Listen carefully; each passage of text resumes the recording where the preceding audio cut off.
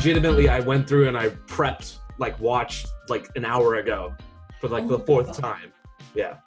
I've listened to it a lot, so I think I'm good. I watched it on 4th of July, though, and it was pretty appropriate for 4th of July. It gets better every single time. It really does. 4th of July, Hamilton was the only thing that made me feel patriotic that day. Right now, Hamilton is the only thing that captures it. Yeah. Well, I think the Battle of Yorktown song was really fun to watch on 4th of July, because that's probably as close to fuck yeah, America as I'll get. Battle of Yorktown is just everything. That's the moment where if you're not standing up on your couch at that point during the movie, you're not watching the right show. Oh, I know. It's that is the song that will even get super far left people very patriotic and very yeah, America. Right, exactly. Okay, how are you doing though? I haven't talked to you in a while. What's up? I'm doing really well, actually. So I've started going out. New York's numbers are really low, so I'm okay, this is it. Yeah.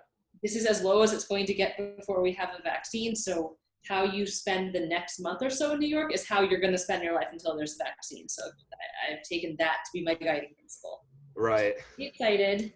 It's just kind of this is what we got. Yeah, I'm going to Cape Cod next week with 2 friends, so I think that'll be really fun. And I'm scared to get out of my room. You're going to Cape Cod? What the hell? Next week, yeah. I don't know. The East Coast has done a better job. The East Coast numbers are pretty low. We'll see what happens when Southerners travel up here, or time goes on. But right now, I feel pretty good about being on the East Coast and going out and taking precautions. But I thought New York was part of the exclusion zone they created for people traveling from the South. No, I feel now we're trying to exclude people traveling because our numbers are so low right now. They told people from certain hard-hit states that they have to self-quarantine, but they said it's also an honor system self-quarantine, so it's not great. Yeah, well, we've seen how the honor systems worked with the mask, and no one wears it. Yeah. Yeah, it's not really playing the way we thought it would. Well, what happened with California? I thought California was doing super well. Now the numbers spiked up. The problem is everyone thought California was doing super well, and so they all just went outside all at once and hit the beach, and everybody just wants their summer back. So they're just I don't care about coronavirus. I never heard of her. Just go out and do your thing.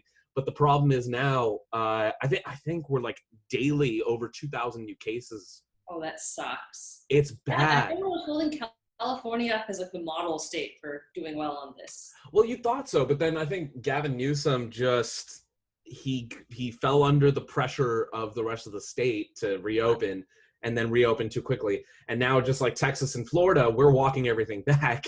And I don't know, man. It's just it's weird times. I don't know what the solution is either at this point. I don't know. I'm pretty proud of Cuomo. I think that Cuomo really dropped the ball with how late it took for us to shut down, so that huge wave didn't have to happen.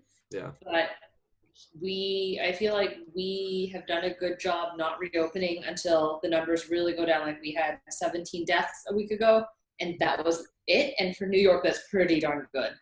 Our cases are pretty low right now. I think our cases have actually gone down since reopening. So you guys are doing an okay job. It's the rest of the country that needs to get their shit together. I know. I think Cuomo's last address, he's when New York was doing really badly, everyone wanted to quarantine us. Can we quarantine everyone now? Because we're doing fine. Well, the problem ultimately is if the federal government doesn't have a unified, message or plan of action, then what are the states supposed to do? It's like we talked about with Andrew last time. The governors are really the ones who are running the recovery, but they only have so much power. They only have so much ability. So we're just we're at our peak of what we can do without federal help. Right. Well, I think it'd be okay if the governors handled things, but some state governors don't want to treat COVID like a problem. They want to reopen as soon as possible. They don't want to mandate wearing masks, and their state is full of people who want to treat COVID like a non-issue. Mm-hmm. Mm-hmm. Yeah, all the ones that showed up to the Tulsa rally, all 2 of them. Oh, did you see a picture of the Tulsa rally? I thought it was the funniest thing. It's people were sitting, they weren't really clustering, and there's this one guy, and he was wearing a MAGA hat, but he was sitting up in this top bleacher by himself with a mask on. It's well, that person is clearly afraid of getting COVID. Yeah, it kind of looked like when the Seattle Sounders play their games at CenturyLink Field. They tape off or like cover off the entire top stands because they know they're not going to fill. It's like half capacity, and it looked exactly like that. Yeah. So should we just go for it? Yeah. We just hit it up. I came up with some like I don't want to go over like we did 2.5 hours last time. Yeah. So I want to make sure that we hit all the proper points. But I have like I want to give out some awards at the end because the thing is, right, the whole issue now for Hamilton fans is like, oh, do they now get to participate in the Oscars? And the Academy just like straight up shut them down, like put you in a closet. Nope, you're not getting nominated. Oh, they just count that as a movie? No, they're not counting it, especially because it's on a streaming site, Disney Plus, that just really, it doesn't have the same foothold as Netflix, Hulu, and all of them. But they might be up for some Emmys, and even if that doesn't happen, I want to be able to give them our awards and be the governing body. I don't see why we can't be the authority on that. For sure. Okay, sweet. So first and foremost, thank you so much for coming back onto the pod. Fun. I am going to do a little pre-recorded thing beforehand, but it has been like 3 weeks since I recorded, mostly because,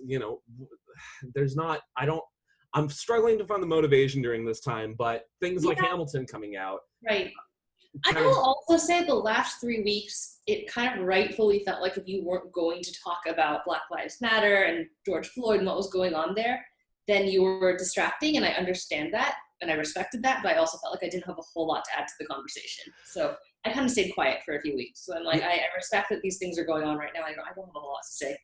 That was my thing as well. Like, I wanted to be able to say something, but I first don't have enough knowledge and have been gathering knowledge on the subject to be able to talk about it and actively, dissipate with racism wherever I see it. Yeah. And that's been my big thing. And second, you don't want to suppress the voices that need to be heard during this time because it is important for them to be heard. And I didn't want to say anything that was debilitating or like would bring the conversation back in any way. I didn't want to be one of those guys who just shoots off the mouth and doesn't have anything productive to say. Yeah, I definitely think there are times where you let the people who are knowledgeable of the subject, who have voices that need to be heard, speak. And if you're not one of those people, and you kind of know in your heart of hearts if you are or are not one of those people, you can get out of the way and give them the stage, so to speak. Right. So, and I'm not saying that I'm against it. Like hashtag Black Lives Matter, right here. Black Lives Matter for sure. Big bold letters. Oh yeah. But yeah, I just like it's such an important time in our country, and like even though I don't have much of a foothold, I also don't like it's also symbolic in gesture to just let people have their space. Exactly. But I'm happy to be able to sit down and talk with you again and kind of revisit Nerd Corner because I felt like episode 4 of a 5-parter was like the funnest thing that I'd done. Well, it was fun. Maybe you found the angle for your podcast. Maybe it just is Nerd Corner. Yeah. I'm seeing people from like high school, from my class, doing podcasts now, and they have their singular focus. But I'm just like, I'm so all over the place. I have to sit down in one lane. Like somebody's doing a sex podcast, somebody's doing a news podcast, somebody's doing a movie. I'm just like, I know about all of these things, but I gotta focus on one thing. So nice. So maybe nerding out is the way to go. Yeah. And you're going to have to carve out like an hour every week to sit down and talk with me. This is really fun. I'll do that. Okay, for sure. So Hamilton, HamilFilm, hashtag HamilFilm. I believe that you were probably one of the people like me who, as soon as we had a waking moment to ourselves, we went ahead and got Disney Plus if we didn't have it, and we sat down for the 2.5 hours, put our phone down, had the full theater experience. What was your first take on, because you've seen the play, you've seen the musical. I have not seen the play, actually. Oh, so you haven't? I haven't seen the play yet. Oh. It's on my TV list, but it's closed now, so. So that means, that means we're. I hadn't seen the play before. We're on the same foot then, so that's great. But what did you think first time you saw it? I mean, you must have listened to the soundtrack before you went to the movie. It was really cool to see it on the stage. I was surprised at how much like a movie it felt, even though it was a Broadway show, and that's really hard to achieve. Because like I have to say, when it got announced that they were dropping a live recording of Hamilton, I was just not that excited, because from my experience, live recordings of Broadway musicals are very much a second best. Like it's never what you aspire to see. It's just something you have so you can remember the Broadway musical. But I thought that Hamilton was very well filmed. And I think it helps that the music itself for Hamilton is kind of a complete story. Like he wrote it as a concept album. So, and then he only made it into a musical after the fact, which does a disservice to how well choreographed and how well staged it is. But I think it does help that the music itself is so complete in Hamilton. I think we'd be remiss if we didn't talk about the effect that Thomas Kail, I think that's the director's name, Thomas Kail, the effect that he had in how he was so instrumental to bringing the whole musical together. He was the one that told Lin-Manuel Miranda and convinced him that, like, yeah, I can see this as a musical. I can see this as a Broadway show. Right. And then he was the director of the movie. He was the one who directed the visual style of the show that he created. And to have him as that through line, I think, is what ultimately feeds into its success right now. Like, you see it trending on Twitter at 3 a.m. on July 3rd, like in 7 different slots. I think Kail has a lot to do with that. What I think one of the things you mentioned is like the translation from show to film doesn't always work. I think one of the things that Kail does really well with this and brings you into the story is the way that he directs the visual and the way that he follows the choreography.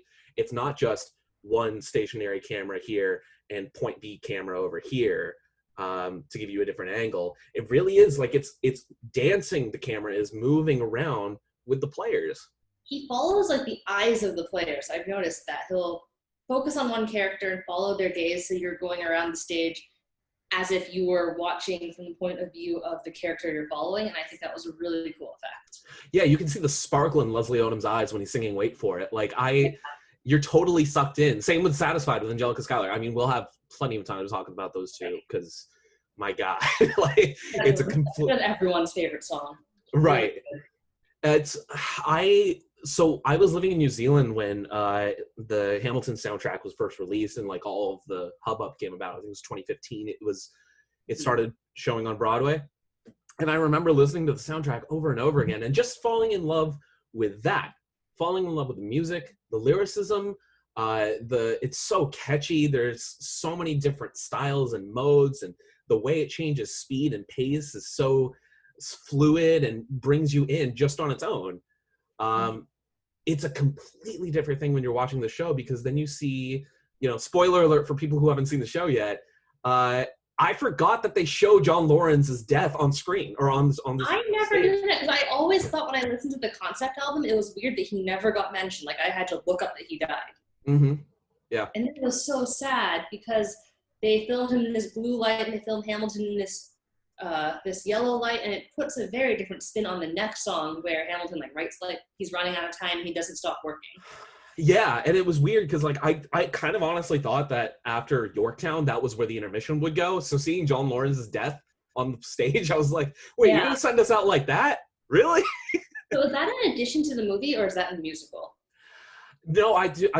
The musical was filmed, or the film was shot exactly how the musical is done. Okay, so it was like a film of performance of the musical, right? Probably several, and they... Yeah, nothing's changed. I think so. They filmed it at just around the first year anniversary of the show on Broadway. So this was just before Miranda called it quits on the character to move on and start shepherding it into London and Puerto Rico. And so this is actually one of the last times in the movie where the original cast is all together. And that's super special because you also get to see them when they've lived in those characters for so long. Exactly. And they seem to really understand the characters. Yeah, absolutely. Okay. Go ahead. One that really struck me when I saw the film that never really struck me when I listened to the soundtrack was the beginning of Right Hand Man, where they're saying, General Howe's got 32,000 troops on the water. And when I heard that line as the concept album, I was just like, okay, that's just the intro to the song. But when you saw that on stage, the way they seem to be drowning in this blue light, they're all standing there, they all look terrified. You can kind of imagine living in New York at the time, looking out in New York Harbor and seeing the whole British, this huge British army landing on your shore. Mm-hmm. You're like, oh shit, war starting. Yeah, no, there was definitely that was a really good moment. Like everyone's just like, oh shit, this is real. Well, let's talk about that for a second. Things that we picked up from the film that we didn't from just listening to the soundtrack. Let's just real quick talk about my man Jonathan Groff, the Spit King. Oh my god. The Spit Emperor. The man. There were hurricane rains coming down from his lower lip. It was insane. Like, what did you... I watched that and I'm like, okay, first of all, this is going to be a meme. Like, immediately. But secondly, like, what a commitment to the character. Does he do it on purpose, or does he just sing like that? He said later, it's a choice. He said it's a choice. Wow. So, like, make the king look really deranged? Well, so part of his character study was that King George III did, in fact, in his time, around that era, have mental and physical debilitation. In one way or the other. So he did have, like, he would fly off the handle like that. He would talk sometimes to the point where he was foaming at the mouth. Right. Well, he is the Regency. They did just, like, take him out of power. Absolutely. Absolutely. But he just, like, for somebody to get a character like that, like King George, who gets the stage on his own for 3 minutes, 3 times in the show, and just pull you in fucking, like, it's the only really truly funny parts of the show, and he milks every second of it. Right. And I just, like, I love that they have him as a character who, they didn't write him like a tyrant. They wrote him like a jealous ex. Yeah, I love it. Yeah, it's a beautiful thing. BDSM-X. Yeah. The other character, weirdly, Charles Lee, and his whole thing on the battlefield. Yeah. That guy. I didn't realize that he was also the one who had I forgot that he was the one who was challenged to a duel, that he said all of those things about Washington. Because in the show you just think, oh, people are starting to mutiny, but no, it was just this one general. Yeah. So I like that because it gave you a chance to see a duel that turned out well, because duels become so important in the second act. Absolutely. Yeah. What were some of your favorite things that you didn't hear in the soundtrack? I think it was the start of Right Hand Man. It was anytime the Schuyler sisters were on. I think they have such great choreography. I'd seen clips of that, so it wasn't a surprise to me, but I do think that it's really fun to watch. Like, all their dance sequences are really fun. Yeah. The ending is really cool. Like the Hamilton bird duel where they're like rotating on, and he's having his spoken poetry moment. Yeah. That rotating stage is such a huge player in the show. It's used amazingly. And then there's that, you've probably heard the trivia, there's the secret character, the Bullet. So it's one of the dancers, and she touches like she tells you who's gonna die next. Yeah. She tells you who's gonna die next? She tells you, you follow her, and she kind of touches the characters who are gonna die. Oh, what? Yeah. I'm gonna have to watch this again. Apparently, and I haven't seen this, so I haven't verified this, but there's something about that character where she touches the character that's gonna die next. That's crazy. She's the one with the crazy curly hair, right? Yeah, and she's a secret character. Damn. She's like the Easter egg character. So that's something you don't see if you just see the concept album. That feels like a cheat code to the whole show. That's awesome. Know, right? Well, I think with the show, you kind of know who's going to die. It's a historical domain show, so. And certainly if you've listened to the soundtrack enough times, except for Lorenz, you do know exactly who's going to die. Exactly. Yeah. But, I definitely think, like, the film, even if you watch the show, I feel like the film does something completely different where, like, when you're watching a stage play or a musical, when you're in the audience, it really does depend on where you sit, how close to the action you are, how much you can see, and to be able to, like you said, follow the characters' eyes and really see them emote. That definitely would add a whole different dimension to the story. I was going to say No to This. I think it was great as a concept album. It was really sexy as a song. Like, it was really hot and steamy, and I think that goes with Lin-Manuel's his theory that Hamilton's life was very much the subject of a rap song, Yep. like with the love, sex, and drugs. Mm-hmm. And oh my God, that song was really steamy. Jasmine Cephas Jones is, she can get it. She's bae. She's fire. She looks so good in that red dress, and she's just so red dress. It's kind of like you see that and you're like, Hamilton, you're a dick, but also, oh my God, this is really hot. Like, I get it.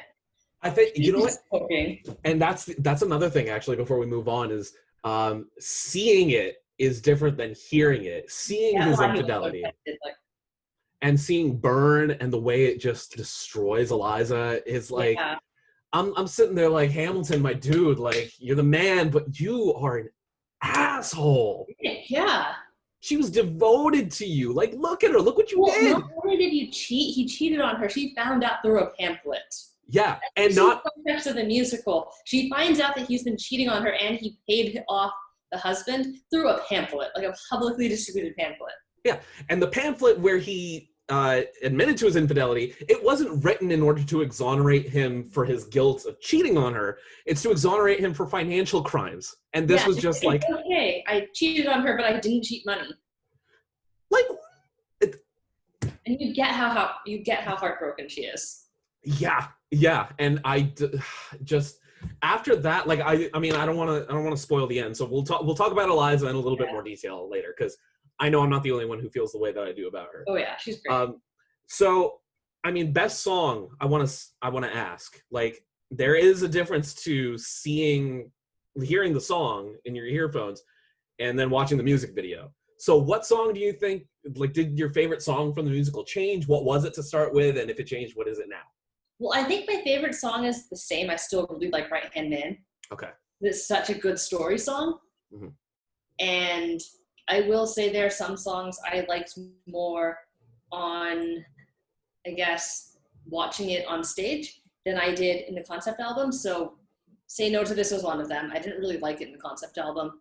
It wasn't that interesting to me. It was really good staged. It was one of those tracks you just kind of, you're like, I can skip it. Yeah, it's just plot. Yeah, he's going to have an affair in this song. And then staged. God. Okay. Yeah. I think all of Burr's songs I've always really liked, but Burr's songs, I don't know, because they're very good as concept album songs. In fact, I think they tend to be people's favorite songs. Mm-hmm. But Burr on stage really sells it. So I think I like the songs more on stage, even though I'd say they generally hold up very well in the concept album. It's interesting that Leslie Odom Jr., for all of he can be like very expressive in his body language. And if you've ever seen one of his shows or seen him in movies and TV, like, you can see that he's very expressive. But it's crazy how much he translates to on stage through very little motion, actually. Like, when I listened to the soundtrack, Wait For It was my favorite song. Like, you couldn't take me off of that pedestal. Like, I loved, like, it's so beautiful, and it made me cry every time. Crazy thing, watching the movie, it's now my number 3 favorite. Interesting. Yeah. Because it went down for you. It did go down. And that's not to say that it's not still amazing. Leslie Odom Jr. is, like, the way his stature, his presence in that song, it's so minimal, but it does so much. But when I'm watching a Broadway musical, I want a little bit more. So I didn't like in the room where it happened as much as I did in the movie. That performance, like, is next level. It's so intense. It is intense. And seeing Burr, like, just completely broken up over the fact that he can't be there, like, it sets up so much better his political aspirations later. And you can kind of feel the seething in him that, oh yeah, these 3 assholes decided to go in and just talk about something and make a decision without any input from the American, like, it right. You can feel it. I didn't pick that up in the concept album. Like, I didn't get that was the point of Room where it happens, that Burr's really angry that he's not in there. He's really angry it's happening behind closed doors. Yeah. And he's really frustrated at being being left out. So that moment, I think, was very defining for Burr that I didn't really get in the concept album. And then in Right Hand Man, where Washington just dismisses him. In the concept album, I never picked up on how he resented that. Yeah. And in the musical, you can see how much he resented that. Washington's just like, okay, just close the door on your way out. I'm going to hire Hamilton. Yeah, it felt he sounded like interrupted by Hamilton. Right. He He's middle of sounded the like a feminist state. petulant child when you're listening to it in the soundtrack, but then when you see it, you're like, oh yeah, these guys are just like uppity, like on their own path, Yeah. doing their own thing, and I'm just sitting here like, what is this? It felt so much better watching it. And then one last time with Yeah. Washington, it just, Christopher Jackson's voice, man. It's next level. He's the perfect Washington. He's a really good Washington. It's crazy. A black person played Washington better than Washington probably did in his own I know. lifetime. Like, let's just think about that for a second. He's more badass. Exactly. And he's a very good Washington. Very stoic and like very human, and I like that. And he is a big presence too. He sucks up the scenery on the stage, and he does feel like a leader in the whole thing. So yeah. And here's the question about Washington, though. I feel like all the other founding fathers get portrayed in this gray light where they are like probably good people, but they do really shitty things, and they also have really petty moments. Like Jefferson is probably the biggest asshole in the musical. Mm-hmm. Madison's kind of an asshole. Hamilton is the main character, so just like him, but he does bad things, and he's very flawed. And then Burr has always been kind of infamous, but do you feel like Washington got too whitewashed? Because they tried to show him like they tried to show him as a hero who was scared. Like when he gets introduced by Burr, he immediately says, "Yeah, I'm scared. We're outgunned. We're outmanned. I can't win this. I can't win this with what I have right now." But do you think that was enough? Because I think he was the most consistently likable man, at least. It's a really interesting point, and I didn't think about it. At least among the founding fathers. I think Lafayette and Lawrence obviously get portrayed in a very likable, very good light, and that's fine. Yeah. No, I do see. Founding fathers. I completely agree, actually. And I don't think that's as a result of poor writing or like a lack of understanding of character complexity. I do think it is a direct result of us propping Washington up as this monumental figure, this huge symbol of purity and goodness and American liberty and all of that. So I don't really know that you can go in any other direction with that character without presenting new information that would almost detract from the rest of the story. Like he is so big in the history of America that if we are to do anything with him outside of our main character Hamilton, then he suddenly becomes the focus. I think I would be very interested to see a different side of Washington. Yeah. And I mean, one of the things that's come out now as a result of the Hamilton film is a little bit more of a deep dive into Washington's dealings with slavery. Yeah. And so now we are seeing this darker side of him. And I think that would end up, that would play into more of the idea that Miranda's being hit pretty hard for not addressing slavery in the show as thoroughly as it should. I mean, we will talk about that. Mm-hmm. But I mean, that's my answer to your question. Like, I agree. He definitely was too heroized. Yeah. But I don't know that was, I don't think that was a fault of Miranda's. No, I don't think so either. And I have my own theory on why he was heroized and why he could stay heroized. Go. Let's hear it. Okay. So it kind of ties into how slavery was or wasn't addressed. I think that in a musical, you have to pick certain themes. Obviously, Miranda wrote Hamilton to be socially relevant, but you can't be socially relevant on every subject. So Hamilton wasn't about the tension of slavery or not slavery when we found this new nation. Like, he could have gone, another musical could have gone that direction, although I would probably say Hamilton would not be the main character of that musical. I think Hamilton was about the character of Hamilton. It was about the immigrant experience, and it was about, I think it was fundamentally a story about the immigrant experience. Like, here's this guy who came up from nothing, and he skyrocketed really high in his career, and then he kind of also came down because of his own failings and maybe because of the system against him. And I think that is the fundamental story, and you can't have that story and then also put a huge focus on slavery. So in my opinion, I think Hamilton was never about slavery, and another musical could have been about slavery, but then it wouldn't be Hamilton. It would have been something else. I think you made my point as well. You have to keep narrative consistency. I don't think a deep dive into the tension of slavery versus no slavery would have worked for Hamilton, because it would have seemed like he was trying to do two themes at once. Yeah, and it's doing the most in a 2.5-hour show that it really, like, you're right. It's a story about Hamilton. It's a story about an immigrant coming up from the bottom. It's a story about a man with too much ambition, a man who is forgotten in history, and we're trying to tell a story. You could do a Hamilton-esque musical. You could do a musical set in that time period as a rap concept album about slavery, but then you wouldn't do it about Hamilton. You do it about an African-American figure in the Revolutionary War, of which there are many, and they have mostly been ignored. And maybe someone else can do a similar concept album to one of those characters. But I think if you were going to do a rap concept album about Alexander Hamilton, it will not really be about slavery. Absolutely. Yeah. I think if any, like, we shouldn't be looking at it through the lens of Hamilton should have done more. I think people need to be looking at it through the lens of Hamilton did what it needed to because now you care. Exactly. Like, people are going onto Wikipedia and looking through Washington's biography. They're reading everything that they can about him. Like, cancel culture is doing a pretty good job of telling us just how crappy the founding fathers were when it came to slavery. Yeah. And I don't think that's something that we would have really talked about without Black Lives Matter and Hamilton bringing him back to the forefront. Like, how many times did you think about revolutionary history after high school? Like, I don't think most people were. Right. I'm a nerd. So on the other hand, I was. Yeah, that's why we're here in Nerd Corner. We're the only population of 2. But it does, I think this is what art is supposed to do. It's supposed to make you think. It's not supposed to think for you. And I think when we get to that point is when we lose the narrative, we lose the plot. Well, yeah, and any one story cannot handle every issue.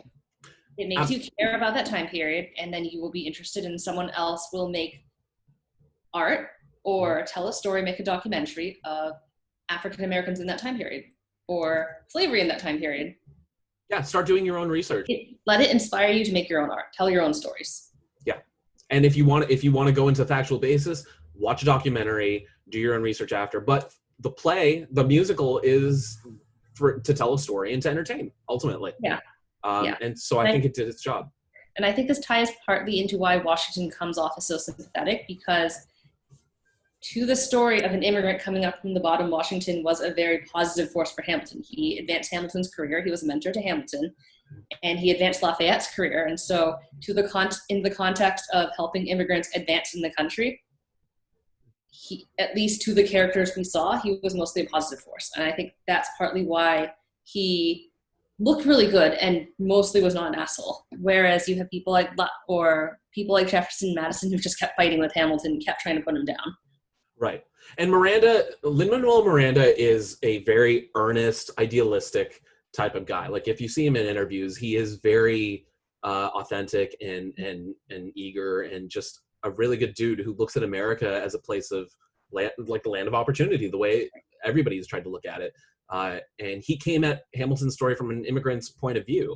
Yeah. And so I don't necessarily think that he was trying to, it wasn't his job to do the most. And I didn't think he wanted to do the most. And Washington, to make the point that when Washington's song One Last Time came on, he wanted to talk about the fact that we teach America to say goodbye. We teach America to move on, to progress, to get better.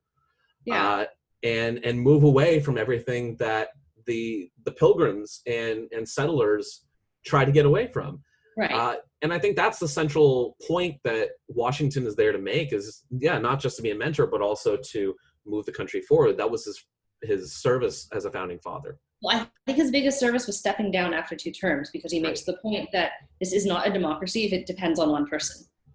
Yeah. So even if he was currently the best choice for president, he had to step down so that they could try other presidents.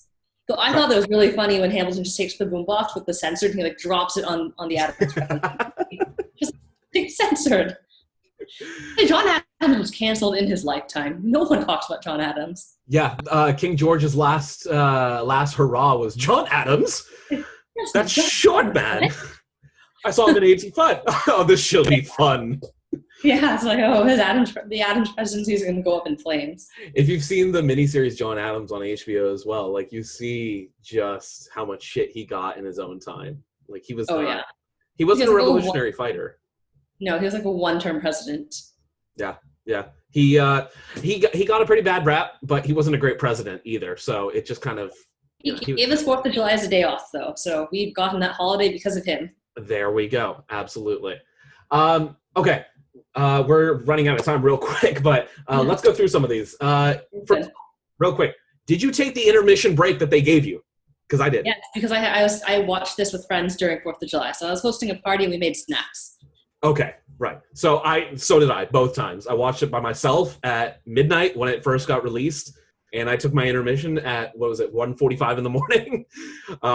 And then I watched it with my family, and we got up, got snacks, and all that stuff. You have to. It's a long movie. Yeah. Biggest cry. Oh, It's Quiet Uptown. I always cry during that song. I think I listened to Hamilton when I was going through a really difficult time in my life, so that song always made me cry. Oh, really? What? Yeah, that song always really makes me cry. But it's a good song. It's really, really good. And I think Lin-Manuel did a really good job. Well, and Philippa Sue? Yeah. Yeah, they did a really good job selling it. It was so sad. When Eliza walks out and she's got this dead look in her eyes, and it's just like everything is, you don't even think about Hamilton at that point. It's like, God, what this woman has gone through. Broken for her. Yeah. Oh my God. Biggest cry there. I cried during Satisfied, just watching Angelica.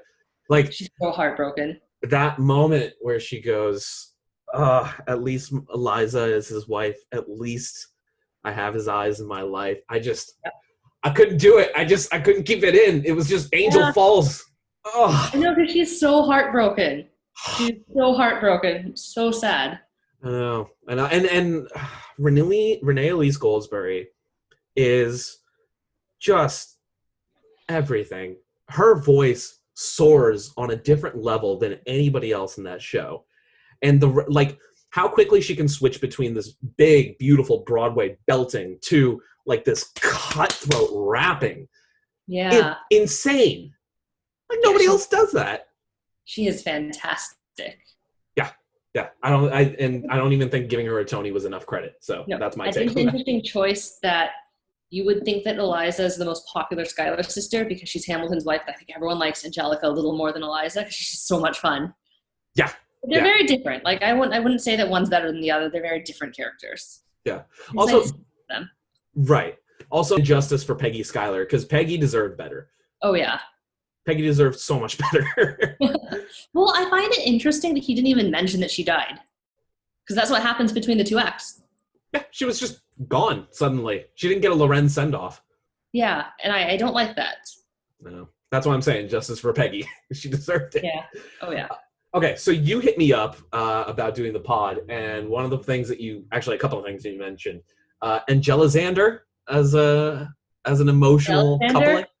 Yeah, you think so? When I was watching it, my friend said I always got the impression that he and Eliza or he and Angelica had a bit of an emotional affair because he's like, who's that close to their sister-in-law? Mm-hmm. Yeah, you put it to me, and it makes too much sense that of course if he was capable of infidelity with Red Dress what's her face, then he's absolutely capable of engaging in infidelity with. It was a long distance affair. Yeah. I mean, even Angelica Schuyler in her letters had said to her sister in some way, shape, or form, "Hey, if you love me, you would let me use him too." There was a connection there right from the jump, and Angelica gave him up because she saw how in love her sister was with him. Yeah.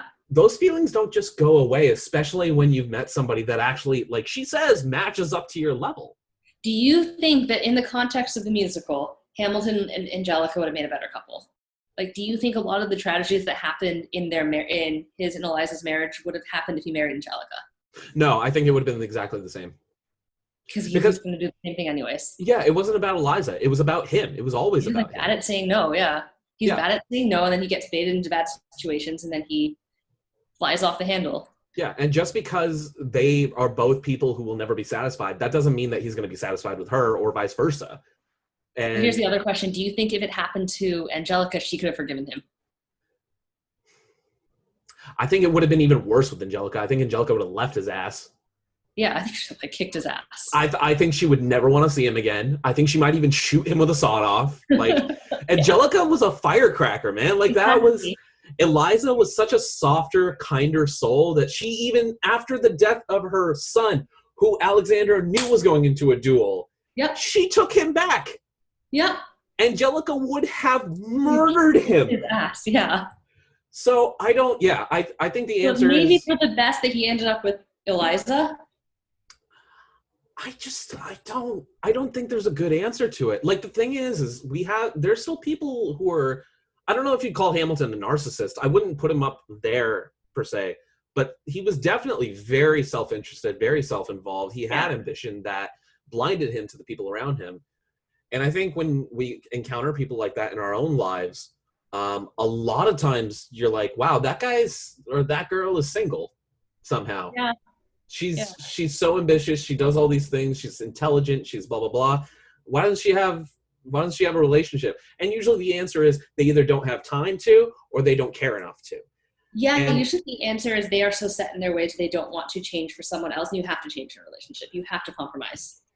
yeah, So in that case, you either find someone who really puts up with you as you are, or you stay single. And in today's world, one gender isn't expected to put up with the other person. I think Hamilton had the advantage that in those days, the woman would actually put up with like all. Yeah. They would put up with like all of his bullshit, basically. And it was expected that you would get married in your lifetime. So that was almost like checking it off the list. Yeah. So it wasn't a bad husband, all in, you know. There were worse husbands. Yeah, no, there are definitely words. He didn't beat her. He didn't hit her. Nope. Send her letters every week. Yeah, You know? He did spend some of their money, but for the most part, like, she seems to have had money. He was penniless, flying by the seat of his pants. So I don't know that you have many options when you're that broke. Sure. So we've established that Angelica would have murdered Hamilton under the same circumstances. That's great. Lorenzander is what I'm more interested in. Oh, I really ship Lorenzander. So John Lorenz and Alexander Hamilton. For those of you who still have not seen the show and are somehow listening to this podcast, even at this point, and you're not worried about spoilers, okay, cool. John Lorenz dies. John Lorenz also was the best friend of Alexander Hamilton from the moment they met to his death after the Revolutionary War. And they were super tight. They were super cool. The chemistry was off the charts. I think it was suggested in their letters they might both have been bisexual. And that's the big thing. So do you think that Hamilton and Lorenz did have a relationship, if not sexual, then emotional? Oh, I don't know in real life because I don't know enough about their actual biographies, but in the musical, absolutely.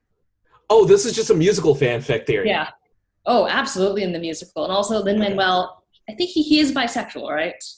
Check me on that. He has a wife? I think he might it doesn't mean anything. It doesn't mean anything, but I think that I think it was intentional.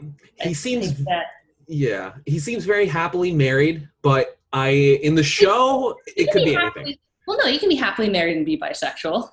Yeah, that's true. You can absolutely be happily married and be bisexual. I don't know. I mean, I'm not going to say no to this. I do absolutely think that he could have had a relationship with Lorenz. I'm going to look it up whether he's actually... You're going to look it up right now? Yeah, not that it matters, but I do think that I read somewhere that, it was pretty intentional that he put in homoerotic vibes between Hamilton and Lorenz. It wasn't unintentional. It wasn't just fans imagining it. It's, you know what is great is, even if that's not what the character was supposed to be in regards to... He is not. He's not? Okay. So that's Cora, whether he believes in the possibility that Hamilton was bisexual. I guess it doesn't really matter. I just kind of want to fact. It doesn't really matter. This is great content for the show. It's just you looking at your phone. Sorry. You're fine. No, what I was going to say was, in terms of character, like relationship building between characters, like that's a great thing to think about is, maybe there is an even stronger connection than just friendship there. And that's a beautiful thing. And it definitely, you could see their chemistry on screen. They just, like, every time they were up there together, you believed that they were friends. All right. I found the source. He's not bisexual. Okay. He is a theater guy, so he's very close to his male colleagues as we all are, but he is, he's not bisexual, but he is obviously a huge proponent of LGBTQ Mhm. or yeah, LGBTQ LGBTQ plus. plus. Yeah. He's been a very outspoken supporter of their rights, and Yeah. I don't know if he intentionally put the vibes between Lorenz and, or maybe he just they had good chemistry and he just went with it. And that's what I'm But saying. I think it was just like it served the show, if nothing else. So let's. and there's always there is the prevailing theory that that Hamilton and Lorenz were bisexual in real life. Yeah. In some of their letters. Tight. I really ship them. I think they'd be a great couple. They look good together. So let's go through some awards real quick. All right. Good. So let's start with just a real quick Raspberry Award. What didn't translate as well from the soundtrack to the show, do you think, if anything? Mm-hmm. Well, I didn't like some of the songs that got cut out. Such as? Doesn't Hamilton have a song where he just goes off on Adams and it's super like non-PG-13? Disney did a pretty good job of cutting out the cussing. Yeah, they cut out a lot of cussing. Yeah. So yeah, the Adams administration. The whole Adams administration got cut out, and I liked that because it was hilarious. Great and well deserved. Yeah. Okay, so that's your did not translate award. Because it's for kids. Kids watch Disney Plus. I would not want my kids watching that song, but yeah, I like that song because I'm not a kid. Why buy the show if you're not gonna? I don't. Yeah, you know what? Cussing doesn't really matter. But I, as an adult, love some of the moments. It makes it feel real. I don't know. Yeah, me too. I actually don't. I think Cabinet Battle 2 is probably my only answer to that. It just, like, I don't know. You know what? I'm not even gonna say that. I think the whole soundtrack did pretty good justice to the show, and vice versa. So I'm feeling pretty good about that. Best thing. So let's go on the other side. Okay. What do you think was better about the movie versus what you might have seen on stage? I think the close-ups of expressions. Okay, so in It's Quiet Uptown, you see how broken Hamilton and Eliza are. He is like, he can barely get the words out, and he's just like, every time he sings, he's like trying not to cry, and I think you wouldn't see that as much on stage. Yeah, definitely. The closeness to the action definitely serves the purpose better than what you would see on stage. Who do you think? Who's your favorite? You wouldn't see the spit on stage. No. For you, Rolling King. I practically felt it on my cheek when he did it. Like, I wouldn't have had that when I was watching the show. Right. Who's your favorite feature player? Somebody who wasn't one of the main cast, but like had an effect on you by the end of it, and you're like, oh yeah, this dude or this guy. All right, who's not in the main cast? Yeah, that's the thing. Which one's not a main character?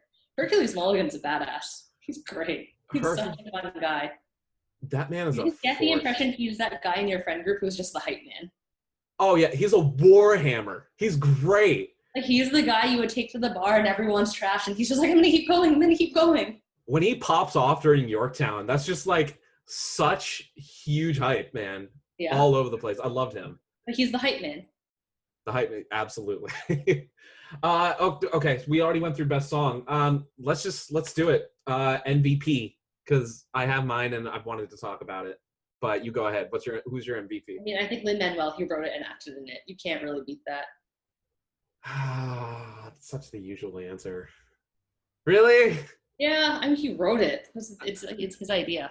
Yeah, I guess so. Yeah, all right. No, I'll take that. My MVP is Elizabeth Schuyler, Philippa Sue, whoever. Yeah, they've melted together at this point. They just are the same comedic person.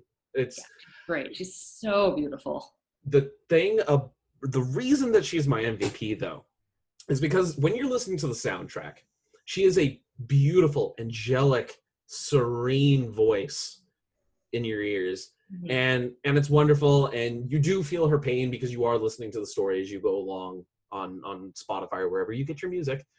But there's something about watching Philippa Sue acting on stage as Elizabeth Schuyler that transcends the story itself. Like I definitely, when I listened to the soundtrack, I was focused on Hamilton. I knew from the start it's his story. I loved the people that were around him. I could see everything about him and felt him throughout the whole soundtrack. But what doesn't translate on the soundtrack, which does translate onto the show, is Elizabeth Schuyler's pain.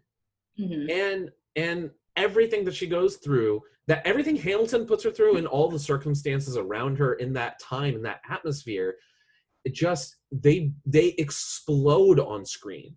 And I do think that was part of the reason that people really connected with her when she was on stage. And now she's getting the hype she deserves because Hamilton's going to a bigger audience. Right. And they see, like, I've seen so many BuzzFeed lists about the top 10, 25, 35 reasons that Elizabeth Schuyler is everything in Hamilton. Because she absolutely is. Like, the ending scene, the ending, Who Lives, Who Dies, Who Tells Your Story, in the soundtrack, you don't get to see her emotionally fall apart when she looks up at Heaven's Gate and sees Hamilton. Yeah, that was beautiful. That moment made the whole show for me. Like, and the debate around why she's crying, why she's suddenly like, it's, yeah. Well, I don't know about you, but when I watched it, like, I like stood up out of my seat, like a hairs on my back were like, what is going on? Yeah, it was great. Yeah, it just, it completely changed everything. And I was surprised that the show had just suddenly ended. I was like, what was that? And there are different debates on whether she did see Hamilton at Heaven's Gate, like Hamilton said, I will see you on the other side. Or because in the song at the end, she's talking about inserting herself back in the narrative that she opened the orphanage in Hamilton's name, the first one in New York City, that she raised money for the Washington Monument, and like her response at the end is the response of, oh, okay, so I did successfully tell his story. So you think she looked down the audience and broke the fourth wall? Broken. I'm just saying that's a theory. I like that theory. Yeah, I like that theory. I think I subscribe to that more than seeing Hamilton on the other side. I do also like the idea that she's seeing everybody on the other side, because by the time she dies, she's like one of the last human beings alive from the time of the Founding Fathers. Angelica's gone. Peggy is gone.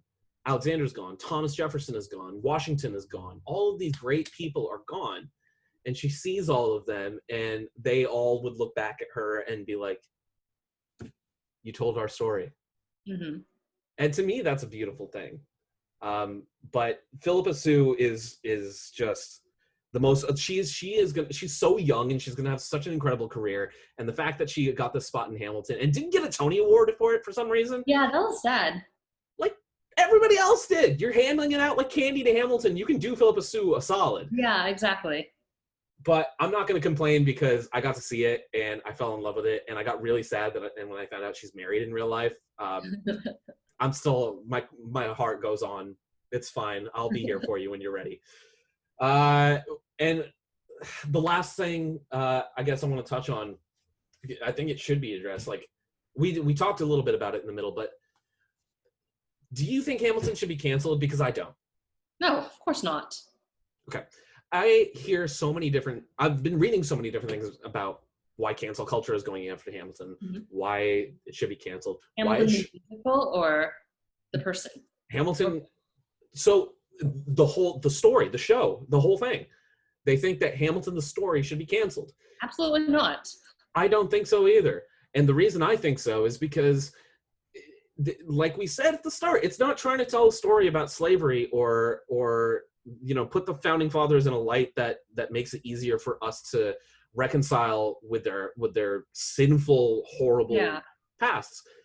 It's a story, and it's not even a story about slavery. It's a story about a man, about an immigrant, about somebody with ambitions, this idealistic character. I don't subscribe to the theory that just because something takes place in a time where slavery was going on, that is the only valid story to tell. And not telling that story means that you are supporting slavery. Yeah, I think we need to look at it. That makes it very hard to create good art. Yeah, it has to be looked through a particular lens. I think.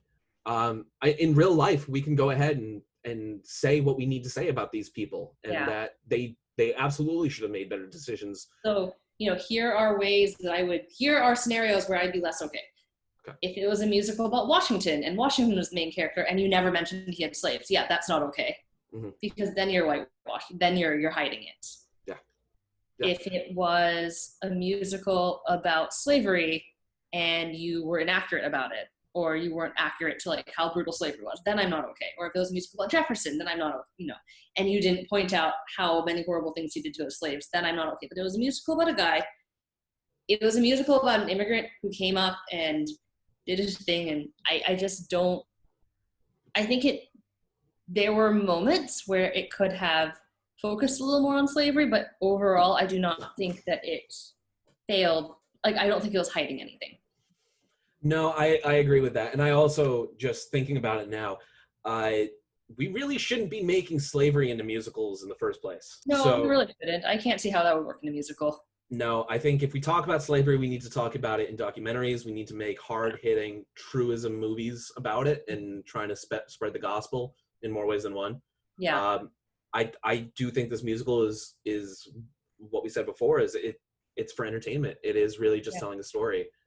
And not to say that issue that whole period of history doesn't have a place in storytelling.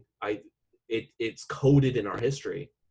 But it's just not that kind of show, Yeah. And if it was supposed to be that kind of show, then I think it would actually be doing a disservice to all of the people who lived and died through that time. By telling their story as a musical. Exactly. Yeah. So I'm glad you agree with me. I don't think it should be canceled. And I think one of the things that makes this show so impactful and so beautiful is just the way that it breaks down the paperback cover of reading a history book and brings you into a time that really deserves to have more focus on it, because it is such an inflection point in American history, and to know it is to be more educated about being an American. Yeah, I don't make the argument that there are many things that have gone wrong in American history, and I think the Revolutionary War went honestly pretty well for what could have happened. Mm-hmm. Yeah. And I don't just mean we won. Yeah. But I also mean that we actually managed to form a fairly stable country in some period of time after the revolution, and avoided a lot of the bloody excesses of other revolutions where we chopped off all the loyal. Like, we didn't chop off all the loyalist heads afterwards. We didn't kill each other afterwards. For the most part, there were issues and there were failings, like slavery. Like, we didn't end slavery when we signed the Declaration of Independence or wrote the Constitution. That's a huge failing. Mm-hmm. That's like really unfortunate.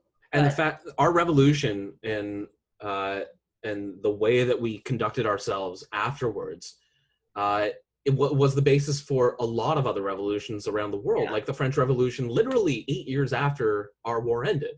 And was less successful than our revolution. It was very bloody. Definitely more violent. Not as well conducted. No.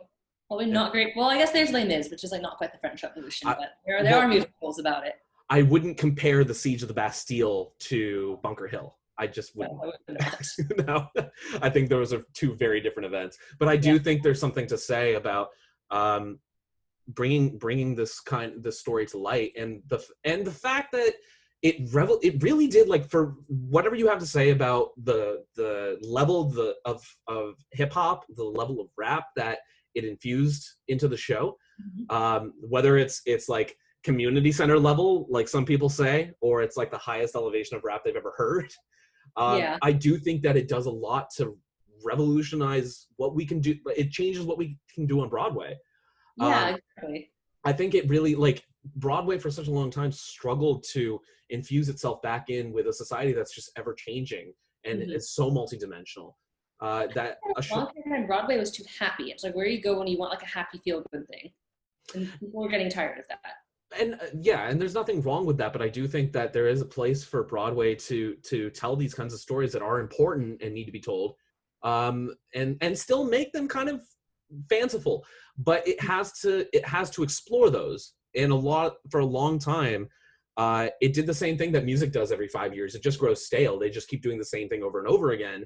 Until they realize it's not working. And already when you're having trouble putting butts in seats, you need something like this to come along, because I think it had been like maybe 15 almost 20 years that Broadway had been relevant in pop culture. Exactly. Yeah. So I think this musical is good for getting a lot of people who thought they weren't Broadway people to go see a musical. Because I had a lot of friends who said they didn't like musical theater, and I said, this is actually a rap concept album that got staged as a musical. And then they were willing to go try it out and listen to it. It does help that Questlove and Black Thought from The Roots produced it. Yeah. So I think that does help a lot. Anything else to say? I think we covered it. I think we covered it. No, if you haven't seen Hamilton, go see it. It translates really well to a film. Yeah. It's a treat. I think it's worth giving. Watch it, give it a try, form your own opinions about it. I think it's great. I think it's held up for a long time because there's something there. Yeah, and do yourself a favor, accept it for what it is and enjoy it, and trust that, you know, the people that made it with all of the best intentions. Exactly. And it comes out on stage and on screen. You don't have to get dressed up for it. You don't have to put your phone on silent, blah, blah, blah. You can watch it in bed and just have fun with it. And it'll make you feel something you haven't felt in a while. Exactly. I have not cried so much in so long. I'm not kidding. Like it was like trails of my tears. Anyways, Sher-min, thank you so much for coming on. I 100% appreciate you. You're a beautiful human being, inside and out. The hair is growing out incredibly, by the way. Oh, I got a haircut. It looks awesome. Thank you. You look awesome. And let's see, man. I hope that I can get some motivation to talk about some other stuff. The world is still crazy right now, especially in America. Still crazy. Well, I have some ideas for Nerd Corner, so if you invite me back on, stay tuned, everyone. I'd be so happy to not be the only one thinking about it. This is great. All right. We're definitely hitting you back. I will see y'all soon. Good. Until then, stay sharp, stay motivated. Bye, everybody.